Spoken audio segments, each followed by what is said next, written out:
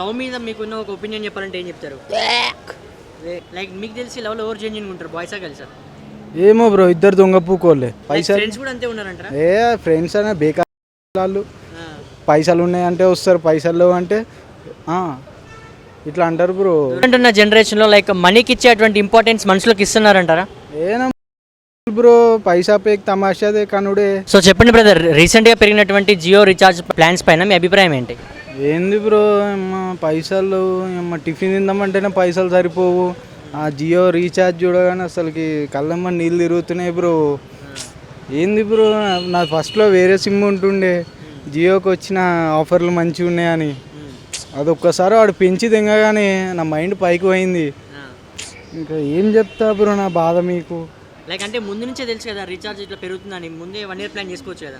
చేసుకుందామంటే ఏడా బ్రో, పైసలు సరిపోలే.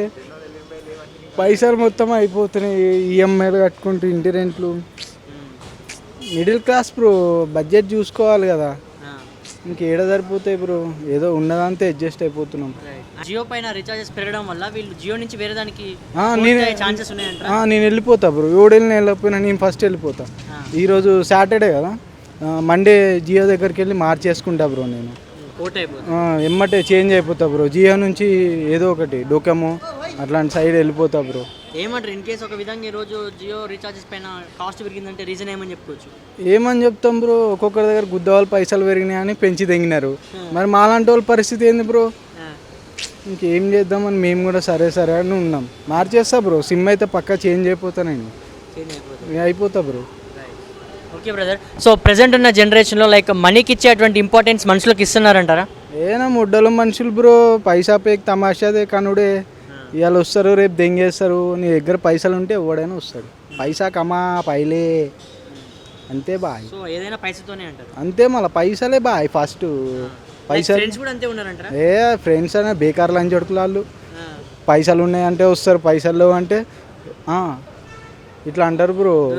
దూరంకి వెళ్ళే, దగ్గరికి కూడా రాడు, మన కాల్ కూడా లిఫ్ట్ చేయరు. వద్దు, పైసానే బ్రో మొత్తం, ఏముండదు లైట్. పైసలు ఉంటేనే ఎవడైనా వస్తాడు. సో ప్రెసెంట్ జనరేషన్లో లవ్ ఎలా ఉంది బ్రదర్? లవ్ ఎలా ఉంది? లైక్ లవ్ మీద మీ ఒపీనియన్ ఏంది? అంటే ఈ జనరేషన్లో ట్రూ లవ్ అనేది ఉందని చెప్పుకోవచ్చా? ఏమో బ్రో, నాకు ఏబీసీలే తెలుసు, లవ్లు గీలు తెలియదు. ఏ పిల్ల అంటే పకిరిది బ్రో, మాకు పిల్లలు సెట్ గారు, పైసలు కమ్మ ఇచ్చుకోవాలి అంతే. మాది పోర్లేని కలవాడే చిల్లర పూకోలం కాదు మేము. పైసా అని, పైసలు ఉంటే ఏదైనా వస్తుంది, పోరి నుంచి ఏదైనా. లైక్ మీకు తెలిసి లవ్లో ఎవరు జెన్యున్‌గా ఉంటారు, బాయ్సా గర్ల్సా? ఏమో బ్రో, ఇద్దరు దొంగ పూకోళ్ళే. వాడేమో ఇద్దరిని చూడగానే ఇన్స్టాలో చాట్ చేయగానే అబ్బా నేను లవర్ బాయ్ అని ఫీల్ అయిపోతాడు.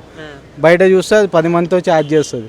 ఇంకా ఈడేడ లవర్ బాయ్, ఆమె పెద్ద రాణి కదా, ఆడుకొని వదిలిదెంగుతుంది. ఈడు బకీర్ లంచ్ తిరిగి గడ్డాలు మీసాలు పెంచేస్తాడు. ఏముండదు బ్రో, లైట్ పొర్లు లవ్లు. సో లవ్ మీద మీకున్న ఒక ఒపీనియన్ చెప్పాలంటే ఏం చెప్తారు?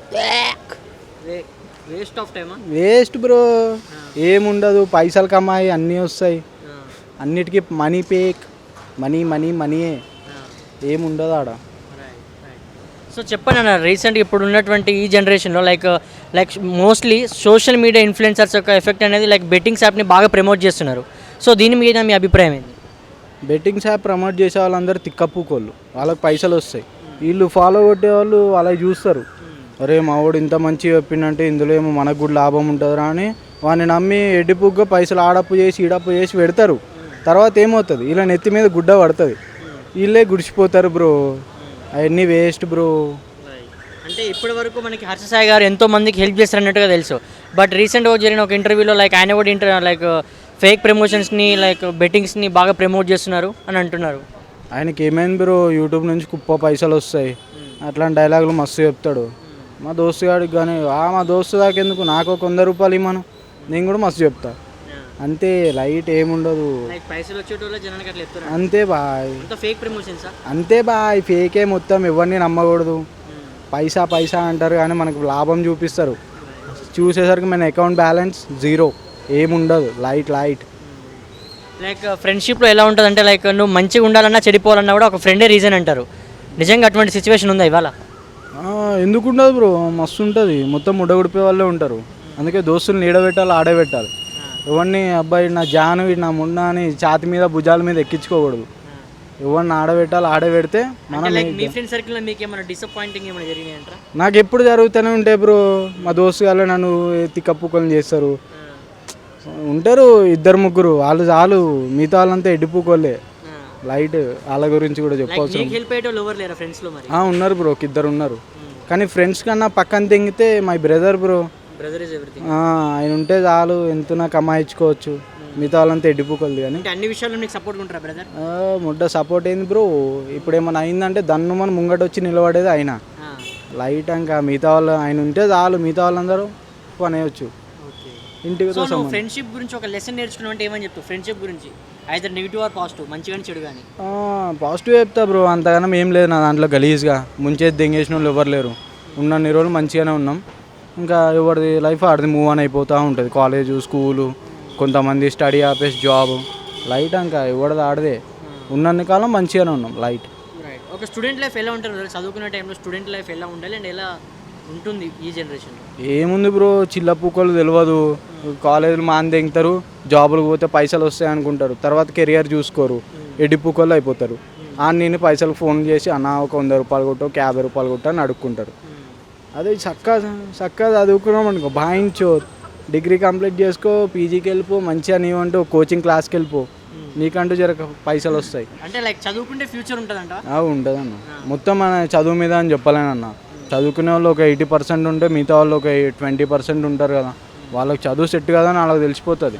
వాళ్ళు పక్కకు వచ్చేసి మనకి బిజినెస్ ఉంది, మనకి టాలెంట్ ఉంది అని పెట్టుకున్నారనుకో, వాళ్ళ హవా ఇంకా హైలైట్ ఉంటుంది చదువుకున్నారు. అదే అంట లైక్ ఇప్పుడున్న జనరేషన్లో లైక్ ఉన్నటువంటి గవర్నమెంట్ జాబ్స్కి ఉన్నటువంటి పాపులేషన్కి సరిపోవు.